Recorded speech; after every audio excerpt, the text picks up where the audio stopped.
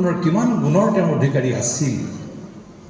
গতিকে এই বিষয়বিলাক যদি আমি সংক্ষিপ্তভাৱে অকণকৈ কৈ লওঁ, তেতিয়া পিছৰ পৰ্যায়ত মই যিখিনি কথা ক'ম, সময় হৈছে নিৰ্ধাৰিত 45 মিনিট সময় দিয়া হৈছে, গতিকে খুব বিস্তৃতভাৱে ক'ব নোৱাৰিলেও সংক্ষিপ্তভাৱে ক'ম। শৈশৱ কালৰ পৰাই বৈষ্ণৱীয় আদৰ্শৰে শিকাই বুজাই এগৰাকী ভক্তি ধৰ্মৰ আদৰ্শৰে পুষ্ট পণ্ডিত ৰূপে জনসমাজত প্ৰতিষ্ঠিত কৰি তুলিছিল। ধৰ্ম সংস্কৃতিৰ তাত্ত্বিক জ্ঞানৰ লগতে সাহিত্য সংস্কৃতিৰো জ্ঞানেৰে তাৰ জীৱন সমৃদ্ধ কৰি তুলিছিল। ৰামচৰণ ঠাকুৰ এগৰাকী বৈষ্ণৱ সাহিত্যিক, চৰিতকাৰ, নাট্যকাৰ, অনুবাদক আছিল। গুৰুচৰিত ভক্তি ৰত্নাকৰৰ অসমীয়া অনুবাদ পুথি ৰচনা কৰাৰ উপৰিও তেখেতৰ মহত্তম কীৰ্তি হ'ল কীৰ্তন পুথি সংকলন কৰি তেখেতে জনসমাজক অৱদান হিচাপে আগবঢ়াই থৈ যোৱাৰ বিষয় শ্ৰী শ্ৰী ৰামচৰণ ঠাকুৰদেৱ। এই বৰনাৰায়ণপুৰ ধন্য যে এই পবিত্ৰ ভূমিত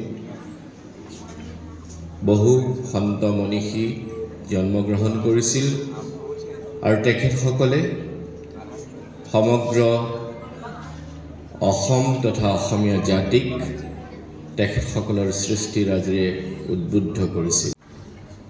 এইসকল আটাক মহাপুৰুষ মাধৱদেৱ প্ৰমুখ্যে আমাৰ নৱপ্ৰজন্মৰ মাজত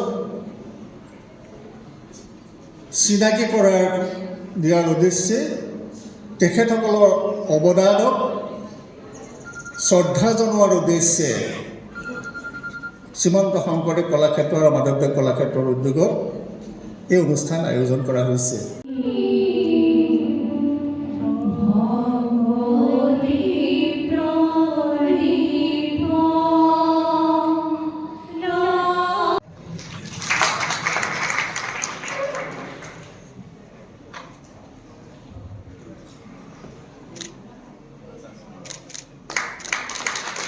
বাতৰি কাকতৰ সম্পাদক ৰূপে কাৰ্যনিৰ্বাহ কৰিছিল।